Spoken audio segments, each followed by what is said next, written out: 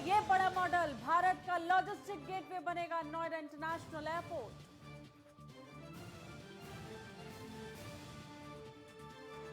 पश्चिमी उत्तर प्रदेश को पीएम की सौगात, सीएम योगी ने किया प्रधानमंत्री का स्वागत। योगी बोले लाखों लोगों को मिलेगा रोजगार। कांग्रेस महासचिव प्रियंका गांधी का कल लखनऊ दौरा, कांग्रेस करेगी सदस्यता अभियान की शुरुआत। 15 दिनों में 1 करोड़ सदस्य बनाने का लक्ष्य।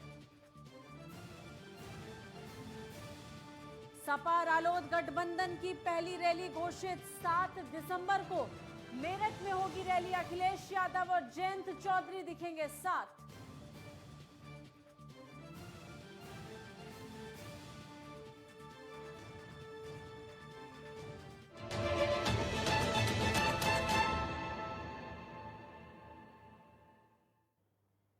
वंदे मातरम। रात के 9 बज चुके हैं, नहले पे दहले का वक्त हो चुका है। आपके साथ मैं हूं सांची त्यागी। प्रधानमंत्री मोदी ने ग्रेटर नोएडा में जेवर इंटरनेशनल एयरपोर्ट का शिलान्यास कर दिया है। एयरपोर्ट का निर्माण 4 चरणों में किया जाएगा। निर्माण में करीब 30,000 करोड़ रुपए खर्च होंगे। वहीं इस दौरान प्रधानमंत्री ने कहा कि नोएडा इंटरनेशनल एयरपोर्ट उत्तरी भारत का लॉजिस्टिक गेटवे बनेगा। ये इस पूरे क्षेत्र को नेशनल गति शक्ति मास्टर प्लान का एक सशक्त प्रतिबिंब बनाएगा। प्रधानमंत्री ने साथ ही विपक्ष को भी आड़े हाथों लिया। इस रिपोर्ट में देखिए। नेशनल एयरपोर्ट एशिया का सबसे बड़ा एयरपोर्ट आज। प्रधानमंत्री नरेंद्र मोदी ने गौतम बुद्ध नगर स्थित जेवर इंटरनेशनल एयरपोर्ट का शिलान्यास किया। वहीं पीएम मोदी ने जनसभा को संबोधित करते हुए कहा कि जेवर अब अंतर्राष्ट्रीय पटल पर आ चुका है और इसका लाभ यूपी की जनता के साथ साथ दिल्ली एनसीआर को भी मिलेगा। उन्होंने कहा कि 21वीं सदी का भारत आज एक से बढ़कर एक आधुनिक इंफ्रास्ट्रक्चर का निर्माण करा रहा है। बेहतर सड़कें, रेलवे और एयरपोर्ट सिर्फ इंफ्रा प्रोजेक्ट नहीं होते, बल्कि ये पूरे क्षेत्र का कायाकल्प कर देते हैं, लोगों का जीवन बदल देते हैं। गरीब हो या फिर मध्यम वर्ग, हर किसी को इसका बहुत बहुत लाभ मिलता है। इंफ्रा प्रोजेक्ट की ताकत और बढ़ जाती है जब उसके साथ सीमलेस और अंतिम छोर तक कनेक्टिविटी हो जाए। जेवर इंटरनेशनल एयरपोर्ट कनेक्टिविटी के हिसाब से एक मॉडल बनेगा। प्रधानमंत्री ने कहा कि देश में जितनी तेजी से एविएशन सेक्टर में वृद्धि हो रही है, भारतीय कंपनियां सैकड़ों विमानों को खरीद रही हैं। उनके लिए भी नोएडा इंटरनेशनल एयरपोर्ट की बड़ी भूमिका होगी। ये एयरपोर्ट विमानों के रखरखाव और मरम्मत का सबसे बड़ा सेंटर होगा। प्रधानमंत्री ने आगे ये कहा कि देश विदेश के विमानों को यहाँ से सर्विस मिल सकेगी और सैकड़ों युवाओं को रोजगार मिलेगा। पीएम मोदी ने ये कहा कि हम अपने 85% विमानों को मरम्मत के लिए विदेश भेजते हैं। रिपेयरिंग पर सिर्फ 15,000 करोड़ रुपए खर्च होते हैं। ये एयरपोर्ट इस स्थिति को भी बदलने में मददगार साबित होगा। पीएम ने कहा कि इस एयरपोर्ट के माध्यम से मल्टी मॉडल कार्गो का सपना साकार होने जा रहा है। इस पूरे क्षेत्र के विकास को गति मिलेगी। आज इस एयरपोर्ट के भूमि पूजन के साथ ही दाऊजी मेले के लिए प्रसिद्ध जेवर भी अंतर्राष्ट्रीय मानचित्र पर अंकित हो गया है। इसका बहुत बड़ा लाभ दिल्ली एनसीआर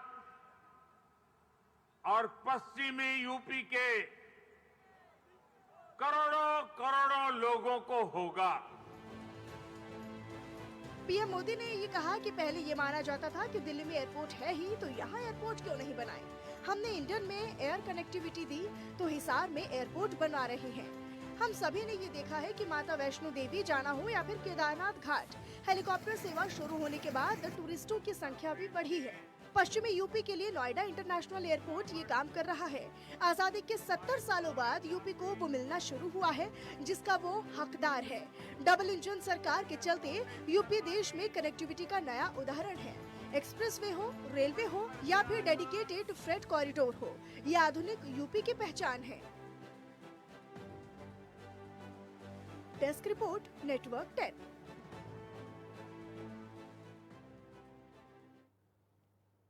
प्रधानमंत्री नरेंद्र मोदी ने पश्चिमी उत्तर प्रदेश को जेवर एयरपोर्ट की सौगात दी।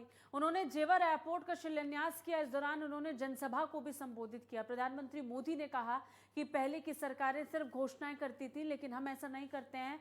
वहीं प्रधानमंत्री मोदी के साथ केंद्रीय मंत्री ज्योतिरादित्य सिंधिया और यूपी के मुख्यमंत्री योगी आदित्यनाथ भी मौजूद रहे। प्रधानमंत्री नरेंद्र मोदी ने गौतम बुद्ध नगर के जेवर में नोएडा इंटरनेशनल एयरपोर्ट की नींव रखी। पीएम मोदी ने इस मौके पर देश के लोगों को बधाई दी। प्रधानमंत्री मोदी ने कहा कि अब तो दिल्ली मुंबई एक्सप्रेसवे भी तैयार होने वाला है। उन्होंने कहा कि भूमि पूजन के साथ ही जेवर इंटरनेशनल मैप पर आ गया है। पीएम मोदी ने ये कहा कि ये एयरपोर्ट विमानों के रखरखाव के लिहाज से भी देश का सबसे बड़ा सेंटर होगा, जहां 40 एकड़ में मेंटेनेंस जैसी सुविधाएं होंगी और देश विदेश को सर्विस देगी और सैकड़ों युवाओं को रोजगार उपलब्ध कराएंगे। वहीं पीएम के साथ इस दौरान ज्योतिरादित्य सिंधिया और यूपी के मुख्यमंत्री योगी आदित्यनाथ भी मौजूद रहे। वहीं सिंधिया ने ये कहा कि प्रधानमंत्री का निर्देश था कि एशिया का सबसे बड़ा एयरपोर्ट यानी हवाई अड्डा बनेगा तो उत्तर प्रदेश के जेवर में ही बनेगा। यहाँ आने वाले दिनों में 34,000 करोड़ से भी ज्यादा का निवेश होगा। जेवर इंटरनेशनल एयरपोर्ट को रोड, रेल, मेट्रो, बस सेवा से जोड़ा जाएगा। जर्मनी, यूके और फ्रांस की आबादी से भी ज्यादा हमारा प्रदेश है और आज इस प्रदेश की क्षमता, जहां गंगा और यमुना की नदियां, पवित्र नदियां बहती हैं, जहां क्षमता है संस्कृति की, पर्यटन की, जहां क्षमता है औद्योगिक विकास की, उस क्षमताओं का प्रदेश जो प्रधानमंत्री जी का संकल्प है कि विश्व पटल पर उजागर करना होगा, उस संकल्प को आज एक तरीके से पूरा किया जा रहा है इस हवाई अड्डे के लोकार्पण के समारोह के द्वारा, जहां भारत का नहीं लेकिन प्रधानमंत्री जी का निर्देश था कि एशिया का सबसे बड़ा हवाई अड्डा बनेगा तो उत्तर प्रदेश के जेवर में बनेगा। जेवर एयरपोर्ट के शिलान्यास से पहले मुख्यमंत्री योगी आदित्यनाथ ने कहा, ये मेरा सौभाग्य है कि जेवर के इस ऐतिहासिक अवसर पर पीएम मोदी के स्वागत करने का मौका मिला है। जेवर के किसानों ने विकास को लेकर बड़ा योगदान दिया है। उन्होंने कहा कि जेवर इंटरनेशनल एयरपोर्ट केवल एक एयरपोर्ट नहीं है, पीएम ने एक भारत श्रेष्ठ भारत की परिकल्पना पूरी की है। उन्होंने कहा कि जेवर इंटरनेशनल एयरपोर्ट से लाखों लोगों के रोजगार को एक नई संभावना मिलेगी। सीएम योगी ने ये भी कहा कि यूपी के 24 करोड़ लोगों की तरफ से वे इसके लिए पीएम मोदी का स्वागत करते हैं। नोएडा इंटरनेशनल एयरपोर्ट जेवर के शिलान्यास कार्यक्रम में उनका सानिध्य हम सबको प्राप्त हो रहा है। भाइयों बहनों, ये बहुप्रतीक्षित क्षण पश्चिमी उत्तर प्रदेश के लिए अत्यंत महत्वपूर्ण है और इसलिए महत्वपूर्ण है, यहां के किसानों ने कभी किसी कालखंड में यहां की गन्ना की मिठास को आगे बढ़ाने का प्रयास किया था, लेकिन भाइयों बहनों, गन्ने की मिठास को कुछ लोगों ने कड़वाहट में बदल करके यहां पर दंगों की एक जो श्रृंखला खड़ी की थी, आज ये देश के अंदर एक नया द्वंद्व बना है कि ये देश गन्ने की मिठास को एक नई उड़ान देगा। ये मेरा सौभाग्य है कि जेवर के इस ऐतिहासिक स्थल पर आदरणीय प्रधानमंत्री जी के स्वागत का अवसर मुझे प्राप्त हो रहा है, जिनके मार्गदर्शन में उत्तर प्रदेश आज अब एक नई ऊंचाई की ओर बढ़ रहा है।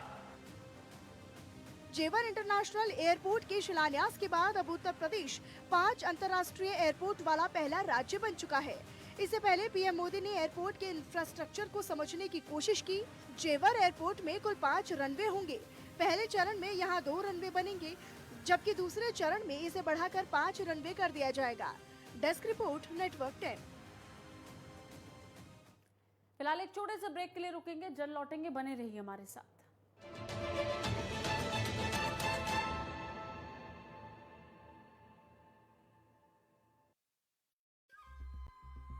सुपुत्र मेडिटेशन गुरु बेहद नेक और पिताश्री थोड़े रंगीले, थोड़े दिलफेक।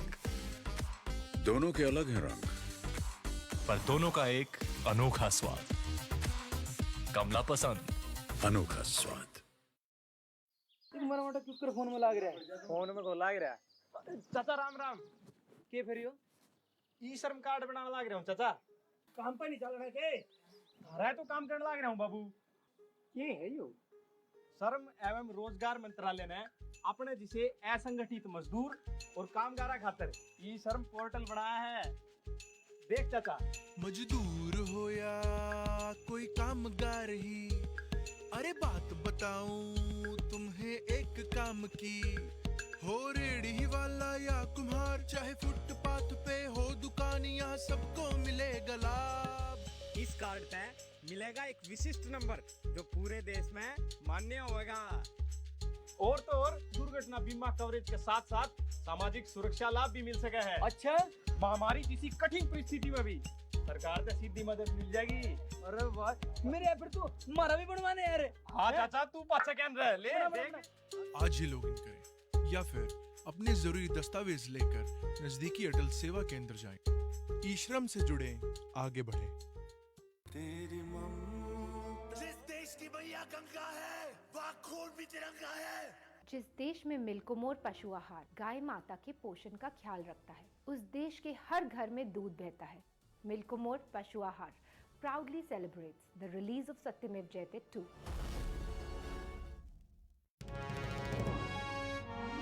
चहुमुखी विकास में अग्रसर सरकार, जनगण मन के हुए सपने अब साकार। कोरोना महामारी से अर्थव्यवस्था को हुए नुकसान की भरपाई के लिए उत्तराखंड सरकार ने कोविड राहत पैकेज ऐलान किया है, जो विकास की गाड़ी को पटरी पर लाएगा। कोविड-19 से प्रभावित पर्यटन, परिवहन और संस्कृति क्षेत्र से जुड़े लोगों के लिए 200 करोड़ का पैकेज दिया गया है। इसी तरह चिकित्सा क्षेत्र में 205 करोड़ के पैकेज से मेडिकल क्षेत्र में काम करने वाले कर्मचारी लाभान्वित हो सकेंगे। महिला स्वयं सहायता समूहों और राज्य की स्वरोजगार योजनाओं से जुड़े लाभार्थियों को कोविड राहत पैकेज राज्य के लोगों को लाभ प्रदान करेगा।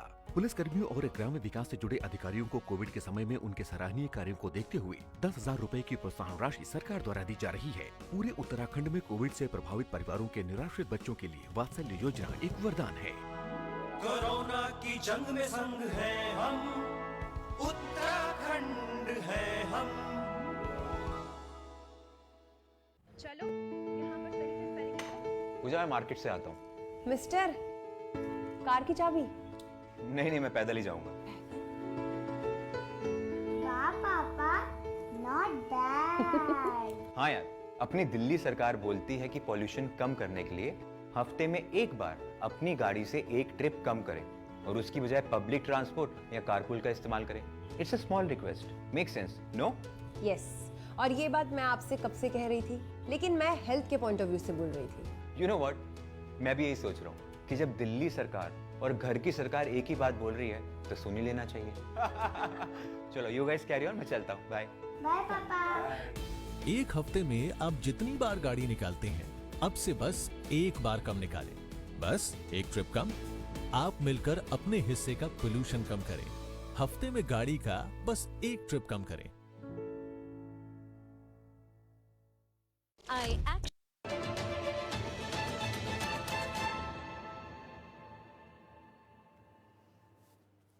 ब्रेक के बाद फिर से स्वागत है आपका। आगे बढ़ेंगे। केंद्रीय मंत्री नितिन गडकरी ने जम्मू कश्मीर में 25 सड़क परियोजनाओं का शिलान्यास किया। कार्यक्रम में भाग लेते हुए उन्होंने कहा कि प्रदेश को इलेक्ट्रिक बसों का विकल्प अपनाना चाहिए। इससे किराया 30% सस्ता हो जाएगा। वहीं इस दौरान नितिन गडकरी के साथ केंद्रीय मंत्री डॉक्टर जितेंद्र सिंह, उपराज्यपाल मनोज सिन्हा, सांसद जुगल किशोर मौजूद रहे। केंद्रीय सड़क और परिवहन मंत्री नितिन गडकरी जम्मू कश्मीर के दौरे पर पहुंचे। इस दौरान उन्होंने कहा कि आने वाले कुछ सालों में भारत की सड़कें अमेरिका की सड़कों जितनी अच्छी हो जाएंगी। साथ ही उन्होंने ये भी कहा कि अगले 3 सालों में जम्मू और कश्मीर में सड़क के बेसिक स्ट्रक्चर को पश्चिमी यूरोप की स्टैंडर्ड के मुताबिक बनाया जाएगा। केंद्रीय मंत्री ने जम्मू कश्मीर के लिए 25 नेशनल हाईवे प्रोजेक्ट्स की आधारशिला रखते हुए ये कहा कि इन प्रोजेक्ट्स के लिए कुल 11,721 करोड़ रुपए के इन्वेस्टमेंट की प्लानिंग है, जिसके तहत कुल 259 किलोमीटर लंबी सड़कों का निर्माण किया जाएगा। नितिन गडकरी के अनुसार ये सभी हाईवे और टनल अमेरिकी स्टैंडर्ड की सड़कों से मेल खाते नजर आएंगे और जम्मू कश्मीर में टूरिज्म और डेवलपमेंट स्पीड को तेज करेंगे। इन नई सड़कों और हाईवे की मदद से श्रीनगर से जम्मू कश्मीर तक 4 घंटे में और दिल्ली से श्रीनगर तक 8 घंटे में पहुंचा जा सकता है। इस योजना के एक हिस्से के रूप में भारत सरकार का टारगेट दिल्ली से मुंबई की यात्रा में लगने वाले समय को घटाकर मात्र 12 घंटे करना है। इन प्रोजेक्ट्स को मंजूरी देते हुए इनमें से अधिकांश को जम्मू और कश्मीर के उपराज्यपाल मनोज सिन्हा द्वारा प्रस्तावित किया गया था। दरअसल नितिन गडकरी ने उनसे इलेक्ट्रिक बसों के उपयोग पर अधिक जोर देने और जम्मू कश्मीर दोनों प्रमुख शहरों में स्टेबल एनर्जी को बढ़ावा देने की रिक्वेस्ट की। नितिन गडकरी ने ये भी कहा कि जम्मू में निर्माणाधीन रिंग रोड का काम दिसंबर 2022 में पूरा कर लिया जाएगा। गौरतलब है कि परियोजना को पहले दिसंबर 2021 तक पूरा किया जाना था। नेशनल हाईवे जम्मू शहर से गुजरने वाले ट्रैफिक को रिंग रोड के जरिए बाहरी क्षेत्र से डाइवर्ट करेगा। इस परियोजना से जम्मू कश्मीर में ट्रैफिक लोड बड़े पैमाने पर कम हो सकेगा। खास तौर पर भारी वाहनों का आवागमन रिंग रोड से करने का प्रस्ताव है। वहीं भारत पाकिस्तान अंतर्राष्ट्रीय सीमा के लिए भी रिंग रोड की कनेक्टिविटी सेना और अन्य सुरक्षा बलों को सामरिक बढ़त देगी। Desk report, network 10। Punjab Congress अध्यक्ष नवजोत सिंह सिद्धू ने अपनी ही पार्टी की सरकार को निशाने पर लिया। सिद्धू ने कहा कि अगर चरणजीत सिंह चन्नी के नेतृत्व वाली कांग्रेस सरकार नशीले पदार्थों और बेअदबी मामले की रिपोर्ट सार्वजनिक नहीं करती है तो वो सरकार के खिलाफ भूख हड़ताल कर देंगे। ये रिपोर्ट देखिए। पंजाब में विधानसभा चुनाव से पहले एक बार फिर से प्रदेश कांग्रेस अध्यक्ष नवजोत सिंह सिद्धू और सीएम चरणजीत सिंह चन्नी के बीच ठन सकती है। सिद्धू ने ये चेतावनी दी है कि अगर ड्रग्स रिपोर्ट जारी नहीं की गई तो वो अपनी ही सरकार के खिलाफ भूख हड़ताल पर बैठ जाएंगे। सिद्धू ने एक रैली के दौरान कहा, पंजाब के लाखों नौजवान ड्रग्स लेकर मर गए, लाखों युवक ड्रग्स की सुई ले रही हैं। उन्होंने कहा कि पटियाला में एक बुजुर्ग ने उनसे कहा कि सिद्धू, मैं नशे की वजह से अपने पोते की हालत देखकर रोता हूँ। सिद्धू ने ये भी कहा कि नशे की वजह से नौजवान पीढ़ी बर्बाद हो रही है और लोग राज्य छोड़कर जा रहे हैं। अब ऐसे में अगर लोग पंजाब छोड़कर चले जाएंगे तो खजाने में पैसा कहां से आएगा और फिर यहां बड़े अस्पताल और लड़कियों के लिए कॉलेज कहां से बनेंगे। इससे पहले भी चन्नी और सिद्धू के बीच कई मुद्दों पर खटपट सामने आ चुकी है। अभी बीते दिनों करतारपुर कॉरिडोर खुलने के बाद सीएम चन्नी जब प्रतिनिधि मंडल के साथ दर्शन के लिए जा रहे थे तो उस प्रतिनिधि मंडल में उन्हें शामिल नहीं किया गया था। इस पर नवजोत सिंह सिद्धू ने नाराजगी भी जाहिर की थी। वहीं आंकड़ों के मुताबिक दुनिया भर में नशे की वजह से तकरीबन 2 लाख मौतें हर साल होती हैं और भारत में पिछले 3 सालों में ही ड्रग्स का बाजार 455% तक बढ़ गया है। रिपोर्ट्स के मुताबिक देश के 2.1% लोग नशीले पदार्थों का सेवन करते हैं, जिसमें मिजोरम पहले, पंजाब दूसरे और दिल्ली तीसरे नंबर पर है। करीब 1 करोड़ 3 लाख लोग गांजा या फिर चरस का सेवन करते हैं। नशा करने वाले सबसे ज्यादा लोग सिक्किम में हैं। नवजोत सिंह सिद्धू की लगातार अपनी ही पार्टी की सरकार से नहीं बन पा रही है। 2017 में नवजोत सिंह सिद्धू कैप्टन अमरिंदर सिंह की सरकार में मंत्री बने थे, लेकिन उनकी भी अनबन हुई और वो मंत्रिमंडल से बाहर कर दिए गए।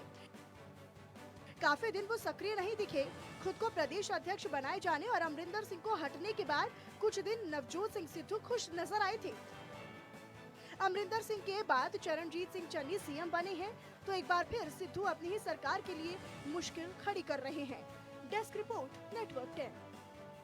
देश की राजधानी दिल्ली इस वक्त वायु प्रदूषण की जबरदस्त चपेट में है। इसके मद्देनजर कंस्ट्रक्शन का काम रोका जा रहा है, साथ ही मजदूरों को आर्थिक मदद दी जाएगी। वहीं दिल्ली के सीएम अरविंद केजरीवाल ने कहा कि कंस्ट्रक्शन गतिविधियों पर रोक के मद्देनजर मैंने मजदूरों के बैंक खातों में 5-5 हजार रुपए जमा करने का आदेश दिया है। रिपोर्ट देखिए।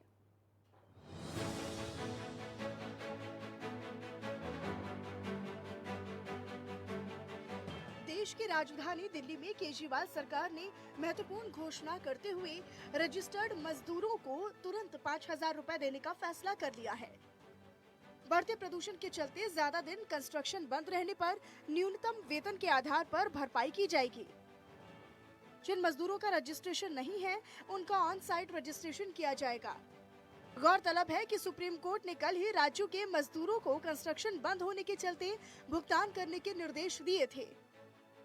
वहीं दिल्ली के मुख्यमंत्री अरविंद केजरीवाल ने ये कहा कि वायु प्रदूषण को कम करने के लिए दिल्ली सरकार अपने स्तर पर कई कदम उठा रही है, लेकिन सुप्रीम कोर्ट का आदेश सिर माथे पर।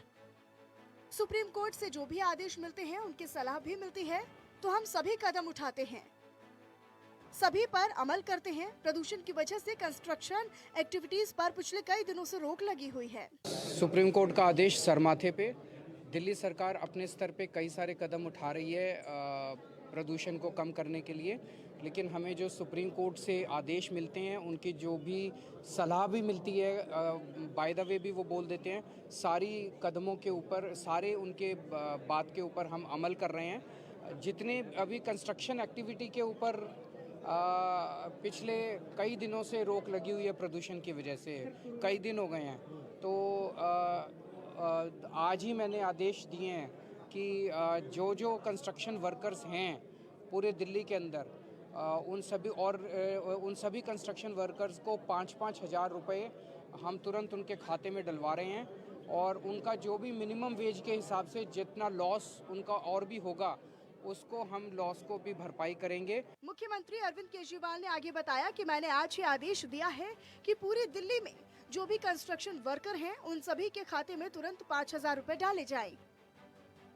कंस्ट्रक्शन पर बैन के कारण उनका जो भी नुकसान हुआ होगा, मिनिमम वेज के हिसाब से हम उनकी भरपाई करेंगे। इसके साथ ही दिल्ली के जिन कंस्ट्रक्शन वर्कर्स ने रजिस्ट्रेशन नहीं किया है, उनके लिए पूरी दिल्ली में कंस्ट्रक्शन साइट पर ही रजिस्ट्रेशन कैंप लगाकर उनका रजिस्ट्रेशन भी किया जाएगा। दिल्ली एनसीआर में प्रदूषण की स्थिति पर सुप्रीम कोर्ट की करीब से नजर बनी हुई है। वहीं सुनवाई के दौरान कोर्ट दिल्ली और केंद्र सरकार को भी कई बार फटकार लगा चुका है। इस मामले में अब अगली सुनवाई 29 नवंबर को होनी है। प्रदूषण को लेकर सुप्रीम कोर्ट लगातार सतर्क और एक्टिव नजर आ रहा है। सुप्रीम कोर्ट ने केंद्र और राज्य की सरकार से पूछा कि आप बताइए कि प्रदूषण के मद्देनजर आपने अब तक क्या कुछ किया है। आपने बताया था कि 21 नवंबर से हालात ठीक होंगे। तेज हवा की वजह से हम बच गए हैं, लेकिन मौसम विभाग की खबर थी कि शाम से फिर स्थिति गंभीर हो सकती है। Desk report, network 10। भारत को जहां पूर्व में चीन से, वहीं पश्चिम में पाकिस्तान के साथ सीमा सुरक्षा को लेकर खतरा है। समुद्र में भी चीन और पाकिस्तान मुश्किलें बढ़ा रहे हैं। ऐसे में भारत अपनी सैन्य और सामरिक क्षमता को लगातार मजबूती देने में लगा है। समुद्र में दुश्मनों को चुनौती देने के लिए भारतीय नौसेना ने मुंबई के मझगांव डॉक पर स्कॉर्पियन श्रेणी की नई पनडुब्बी INS वेला को अपने बेड़े में शामिल किया है। दक्षिण चीन सागर से लेकर लद्दाख तक अपनी हेकड़ी दिखा रहा चीन अपनी नौसेना की भी ताकत बढ़ा रहा है। चीनी नौसेना के बेड़े में कई घातक पनडुब्बियां शामिल की जा रही हैं। ऐसे समय में भारत ने भी नौसैन्य शक्ति में इजाफा करते हुए पनडुब्बी INS वेला को सेवा में शामिल किया है। नौसेना प्रमुख एडमिरल करणबीर सिंह ने नौसेना डॉकयार्ड में इसे हासिल किया। भारतीय नौसेना को करवरी श्रेणी की पनडुब्बी परियोजना 75 के तहत कुल 6 पनडुब्बियों को सेवा में शामिल करना है। INS वेला सेवा में शामिल की गई श्रेणी की ये चौथी पनडुब्बी है। इसे 2 साल की ट्रायल के बाद नौसेना के बेड़े में शामिल किया गया है। इस पनडुब्बी को रक्षा बेड़े में शामिल करने से पहले नौसेना इसके कई दौर के परीक्षण करेगी। इससे पहले नौसेना ने 21 नवंबर को युद्धपोत INS विशाखापट्टनम को सेवा में शामिल किया था। इस प्रकार नौसेना को एक सप्ताह में INS विशाखापट्टनम के बाद INS वेला के रूप में 2 उपलब्धियां हासिल हुई हैं।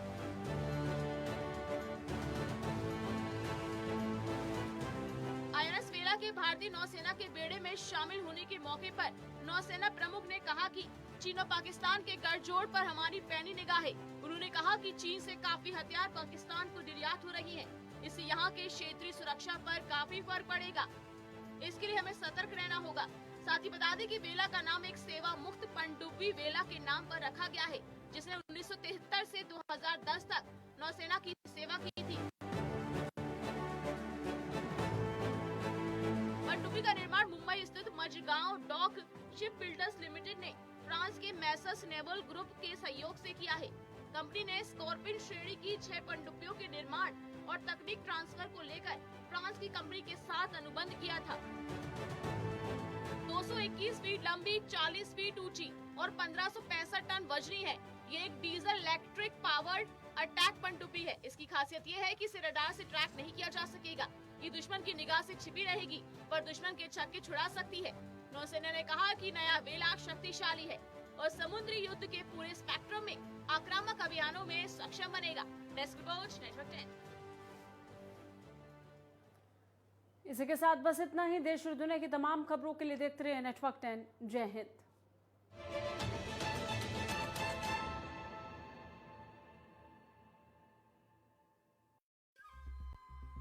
सुपुत्र मेडिटेशन गुरु बेहद नेक और पिताश्री थोड़े रंगीले, थोड़े दिलफेक। दोनों के अलग हैं रंग, पर दोनों का एक अनोखा स्वाद। कमला पसंद, अनोखा स्वाद। देश में 50 से 80% लोगों को vitamin D, B12, calcium, iron, omega, vitamin C, zinc और प्रोटीन की डेफिशिएंसी से अर्थराइटिस, खून की कमी, लो